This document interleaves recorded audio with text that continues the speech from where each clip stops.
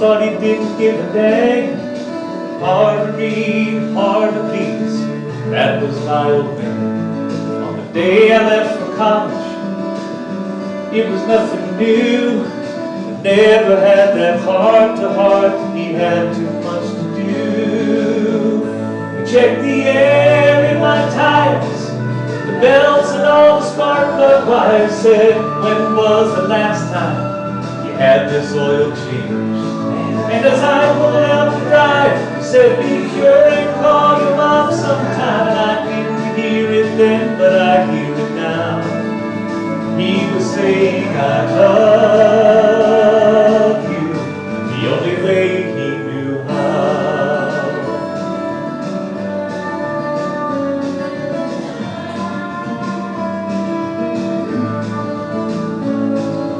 120,000 miles, 6 years down the road, brand new life and a brand new wife, we just bought our first home. When he finally came to visit, I thought he'd be so proud. He never said he liked the place, he just got his tool belt out and put new locks on the door. Went back and forth to the hardware store, said, come and hold this flashlight, as he crawled under the sink. These old wires ain't up to code, and that circuit box is gonna overload. And I didn't hear it then, but I hear it now. He was saying, I love you, the only way he knew how. Last Sunday we all gathered for his 65th birthday, and I knew he'd stiffen up, but I hugged him anyway. When it finally was time to say goodbye, I knew what was next, just like he always does right before we left. He checked the air in my tires, the belts and all the spark plug wires. Said, when was the last time you had the oil change? And as I pulled out the drive, he said, be sure and call your mom sometime. And I didn't hear it then, but I hear it now. He was saying, I love you. He was saying, I love you, the only way he knew how. The only way he knew how.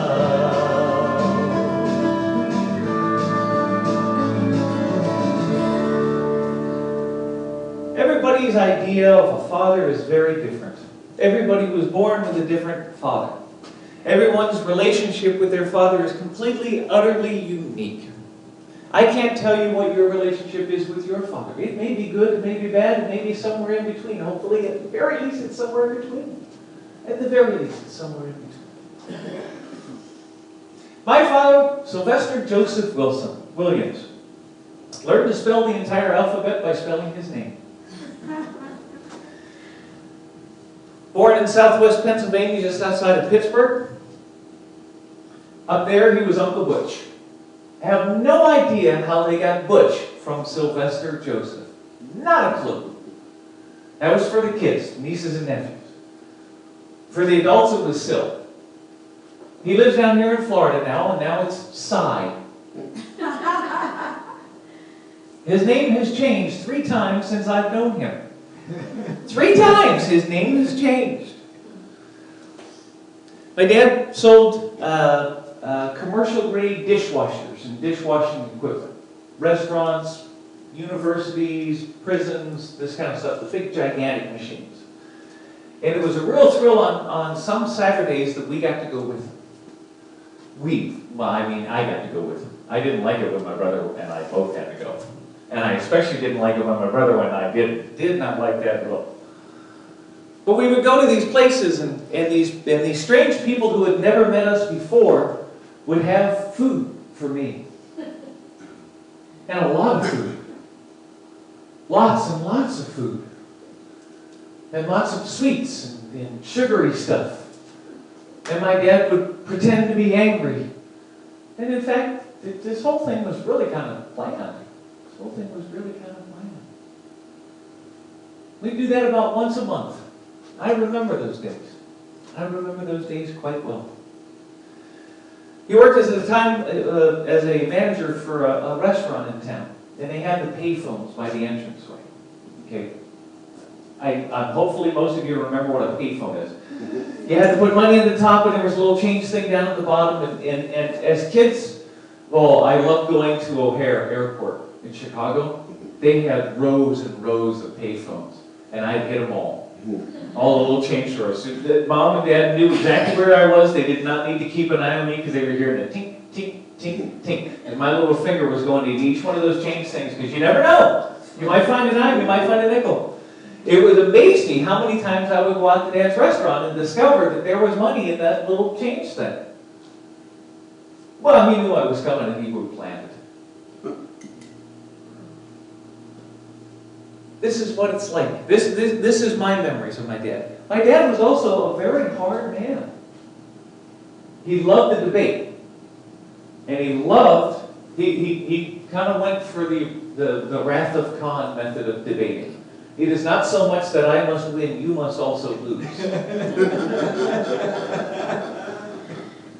Now, what was very fun and very unique about him is that he could have a point about something, show you that his point was correct, and that you were wrong, take your point, show you how he is now correct with your point, and you're wrong about his old point.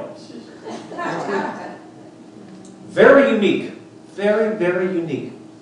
I learned a lot of very wonderful people skills from him. His life is all about relating to people. In the sales business, you have to believe in the product you're selling, but more importantly, you are selling who you are. You're not selling a product, you are selling you. The product just happens to be there with you. Okay? He had this wonderful ability to get people to laugh. And a wonderful ability to get people to open up about themselves. This incredible ability, a level of compassion that I strive for. I want that. I want that ability, and I work on that. And I understand that I'm never going to quite measure up to where he was, and that's okay. That's okay, because I have strengths in other areas. He doesn't sing very well, so I got him on that one. I got him on that one. But that's the Father here on earth. That's the Father here on earth. Now let's talk about God the Father, the bigger picture. Sylvia's meditation, I think, just exquisite as always. Thank you very much. Thank you. Just Father is protective. Father is the person that teaches us how to whistle. Father is the person that will serve us ice cream at breakfast, but only if Mom's not around. Father has kind of a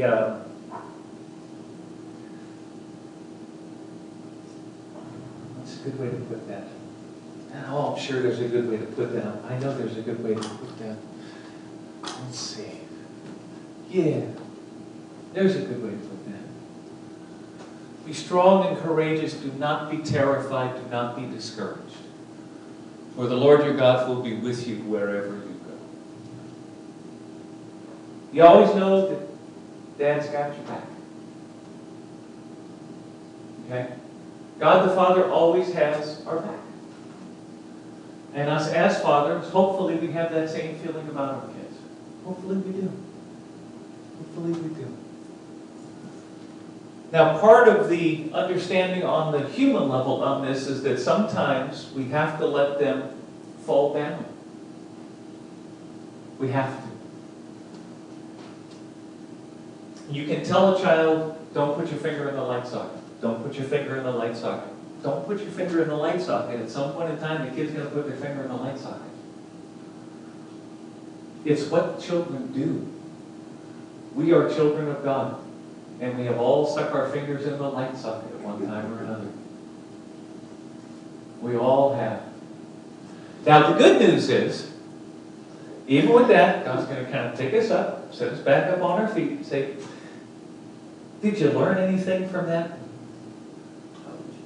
Did you learn anything? And if not, we are going to get that lesson presented again.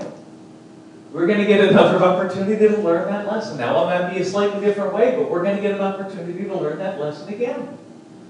And that's fantastic. That's wonderful. Because implied in all of this is that at all times, God's watching over us. God the Father is watching over us. We're always connected. Always. There is no place where God ain't. That place does not exist. Even in the places where we feel that God is not there, God is there, our awareness is not. That's on us. That is on us. One thing that God will never be is an absentee parent. God ain't into that. He ain't into that. We don't do absentee.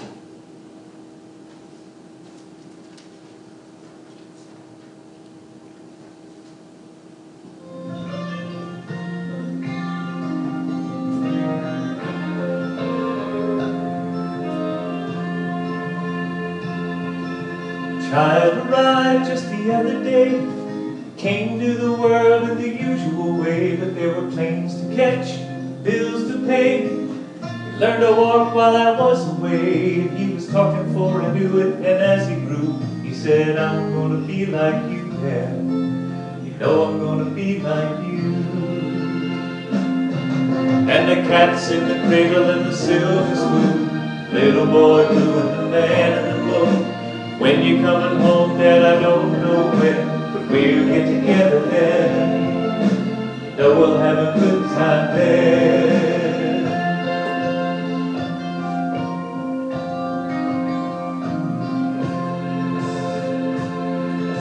Son turned 10 just the other day. He said, thanks for the ball, Dad, come on, let's play. Can you teach me to throw? I said, not today, I got a lot to do. He said, that's okay, and he walked away, but his smile never dimmed. He said, I'm gonna be like him, yeah. You know I'm gonna be like him.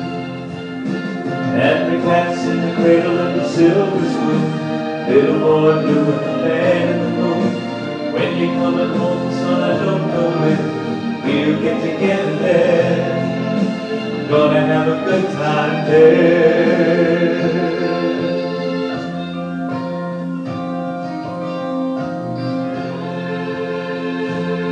Well, he came from college just the other day, so much like a man I just had to say, son, I'm proud of you, can you sit for a while? He shook his head and he said with a smile, what I'd really like, Dad, is to borrow the car keys.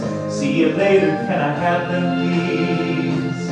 And the cat's in the cradle and the silver spoon, little boy blue and the man in the moon. When you coming home, son, I don't know when, we'll get together then, Dad. You know we'll have a good time there.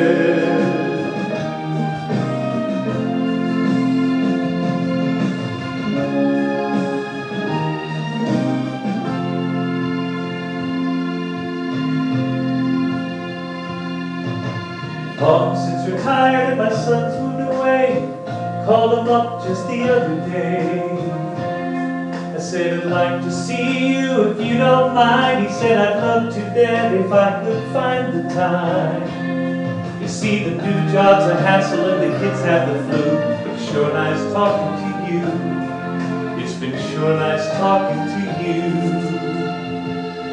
And as I hung up the phone, it occurred to me, he'd grown up just like me. My boy was just like me.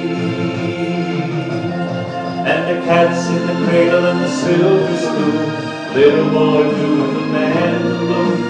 When you coming home, son, I don't know when, we'll get together then. Gonna have a good time there.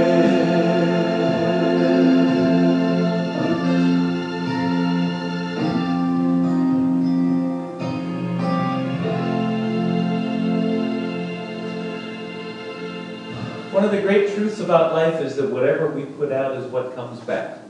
It's like living in a canyon. Life is an echo. Life is a reflection on what we put out. If into the canyon we say you're worthless, what's going to come back is you're worthless. If what we yell into the canyon is you are a champion, what's going to come back is you are a champion. Life is living in a canyon. And what comes back is what we send out. One of the beautiful things about my father was he was very good at helping me make mistakes.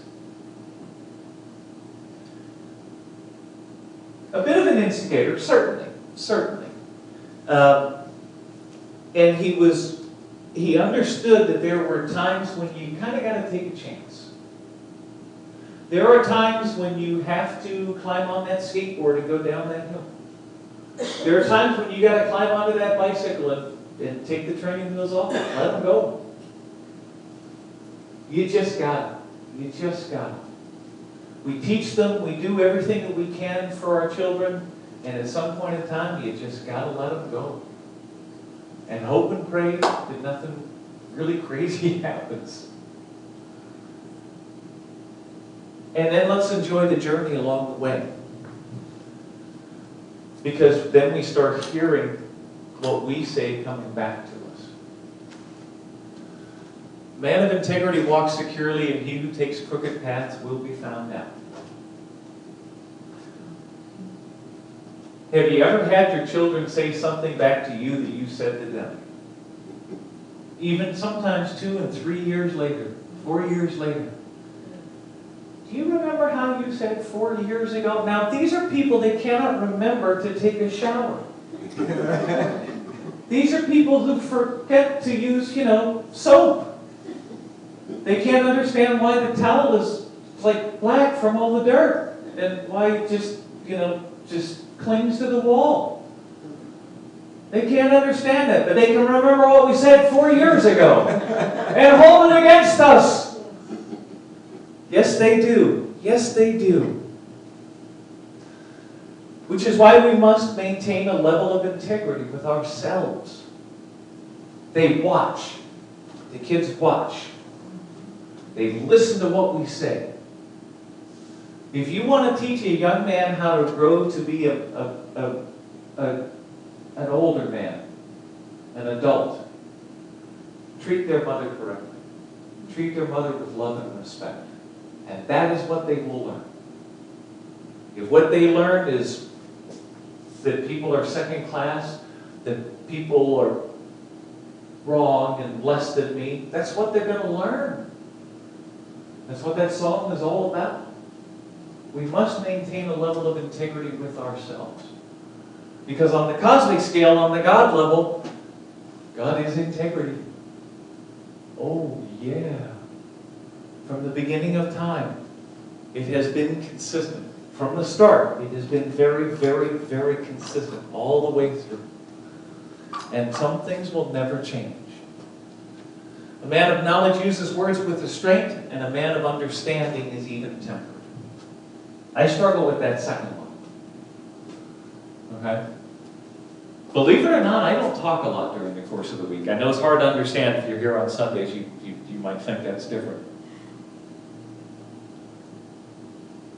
Understanding that person's situation. Understanding that person's conditions. Understanding that person's point of view. Right now, with the presidential election and the thing over in Pulse and the craziness going on in the Middle East right now there is a lot of yelling and screaming and not a lot of listening going on. Okay, this is the natural course of things. This is just how things work. Okay, there's a lot of yelling and screaming, not a lot of listening. Okay? We have one mouth and 2 ears. We need to be doing this twice as much as we do this. This is how we will learn to understand. We may not agree, and we don't need to agree with everything we hear. And we are crazy if we don't at least understand that there is a difference of opinion out there. Take the time to listen to it. Take the time to ponder. Was watching this show now. I have no problems with people owning guns. I have no problems with that. You want to own a gun, knock yourself out. Candy and I and Dylan went down to the gun range because I'd never fired a gun before. That was a blast. That was a lot of fun. That little sucker's got some kick to it. A little revolver and stuff like that. Okay, I got no problems with that. Okay? I would prefer that there are certain weapons not be allowed for everybody to have. Okay? I was watching an interview with a gentleman who owns a gun shop. And he was talking about assault rifles and stuff, and he said, okay, I'm going to make this as easy as I can possibly get you people to understand. Okay, what is an assault weapon? An assault weapon is a weapon that someone uses to assault another person. It could be a hammer, it could be a stick, it could be a knife, it could be a gun. An assault weapon is something that somebody assaults another human being with. We're busy talking about words. We're talking about assault weapons. We're talking about words. He said we need to clarify our point. We need to be clear in what we're saying. We have to learn to understand. We have to understand. Clarity. Clarity is a very important thing. One thing my father was very adamant about was clarity. Like I said, he liked to debate, and he would. I mean, you talk about your kids listening to you. My dad used to listen to every last little word that I said. Candy will verify that I do the same thing to Dylan right now, and all of the kids. Every word that they say, absolutely every word that they say, because words are important. They are very important. But more importantly is what we do. Way more important is what we do. Having all sorts of knowledge and having all sorts of understanding will only take us so far. At some point in time, we have to move. Okay? So if we're looking for something that's going to let us know, okay, hang on. I got all this knowledge, I got all this understanding. Now what am I going to do? What am I going to do with all of this? Okay? Here is a great place to start. Psalm 86, verse 5. For you, O Lord, are good and forgiving, abounding in steadfast love to all who call on you. Start there. This is a great verse to say first thing in the morning. This would be one of those ones right on a little card, put it on your mirror so you see this one in the morning. Know from the jump, know from the beginning, know at the very start of things that God is good and forgiving, and that His love endures forever, and the love never ever wavers, ever, ever, never, never. Never, ever, ever, ever. This is a father's love. This is a very clean, clear, beautiful example of what a father's love looks like. Straight to the point. Our boys do some of the most amazing things. We got 2 of them out in Oregon right now who are their lives are just... one of them's 20 and he's got a financial advisor. Okay? The other one just got a new job. He's working with Comcast. Will just went for, he wants to be an Army Ranger, so he just went for training on that.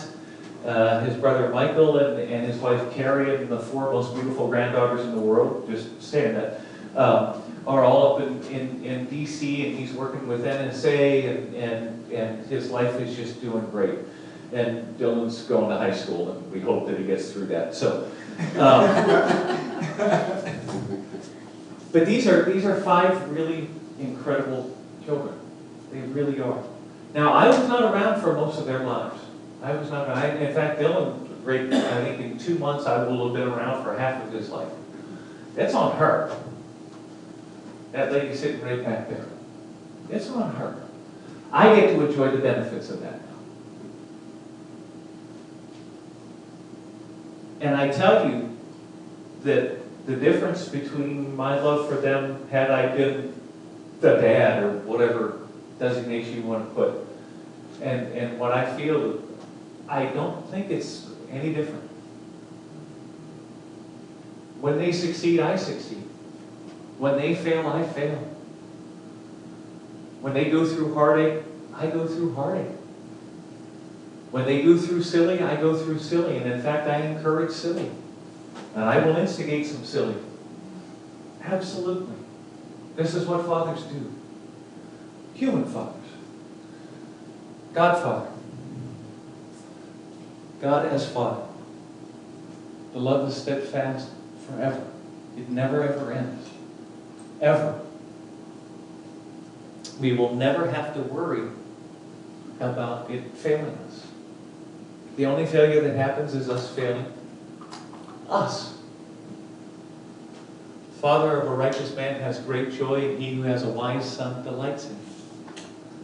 Absolutely. Absolutely. Love without end. Wouldn't we all like that?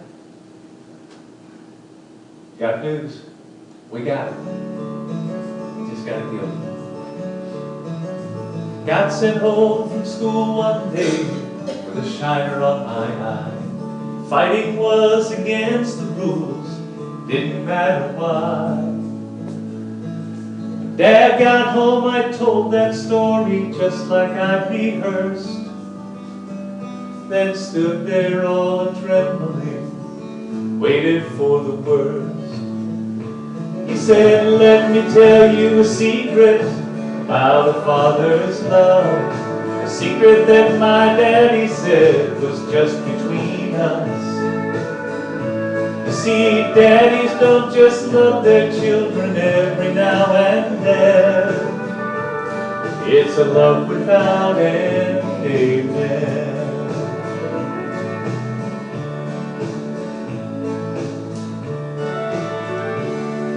I became a father in the spring of '81. There was no doubt that that stubborn boy was just like my father's son. When I thought my patience had been tested to the end, took my daddy's secret and I passed it on to him. I said, let me tell you a secret about a father's love. A secret that my daddy said was just between us. You see, daddies don't just love their children every now and then. It's a love without end, amen. Indeed it is.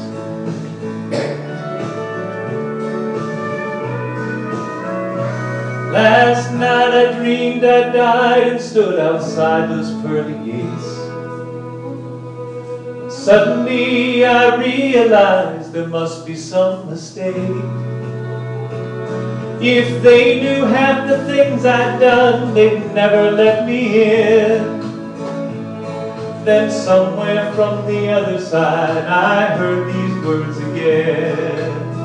They said, let me tell you a secret about a father's love. A secret that my daddy said was just between us. You see, daddies don't just love their children every now and then. It's a love without end, amen. It's a love without end, amen.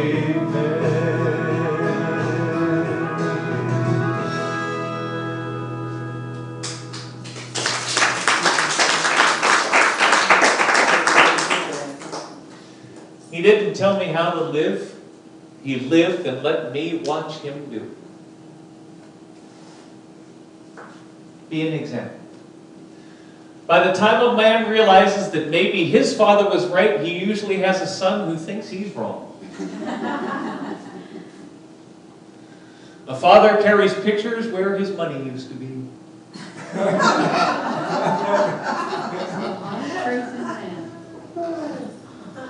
There's a lot of truth in all of that. There's a lot of truth in all of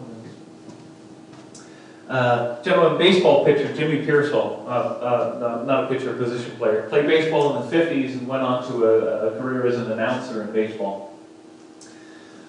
And I love his description for baseball fans of how to change your baby's diaper. I said, okay, what you're going to do is you're going to put the diaper in the shape of a diamond with you at home plate. Okay? Take second base, fold it down to home plate, and put the baby's butt on the pitcher's mound. Take third base and first base, fold them together, grab home plate, swing it up, and pin them all together. And in the event of rain, you wash it all out and start again. There are many wonderful things about my father, and there are many unwonderful things about my father. There are things that I don't like. There are.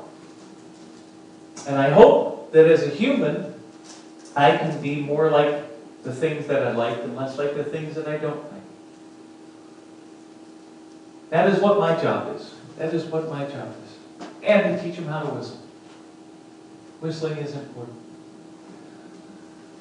But know that on the cosmic level, on the God level, God has our backs. All the time, in every way, in every shape, in every form. Always has, always will. Rise in the morning and go to sleep at night knowing that to be true. Yeah, it'll be a whole lot easier being more Tigger and less Eeyore now. And that's all I'm saying about it.